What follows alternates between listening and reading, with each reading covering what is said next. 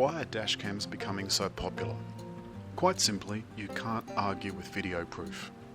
Navman gave us their Drive Duo unit to take for a test drive, and mostly it was good news. We had a little trouble with the power cord, so ran it on batteries only. We put this down to driver error. It's easy to attach to the windscreen and has an adjustable front camera with a wide-angle lens, so it's easy to set up. Just point the screen towards the driver and twist the camera until it's in the right spot. The camera records in 1080p and has SD storage for easy transfer of files to desktop software.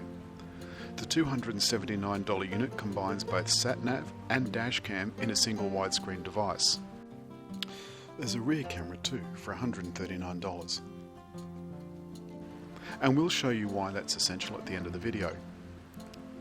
The rear camera is best professionally installed unless you want cables draped through the cabin. The screen needs a firm touch, but there is voice control if you'd rather not fiddle with screens.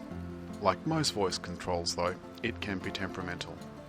There are a host of features like Bluetooth phone connectivity, spoken safety alerts, live traffic updates, 3D junction view with real signage, lane departure alert, collision alert, speed limit alert, and GPS tracking. You can store your favourite addresses too.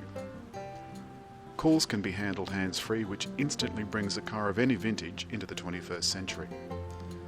You get lifetime map updates to ensure your device is always up to date too. Of course, much of this can be done with a mobile phone, but no mobile phone will act as a dashcam and navigation device which instantly records accidents even if the car is unoccupied at the time. A reader sent us this footage last year with another brand of dashcam being used. Keep your eye on the truck in the rear view.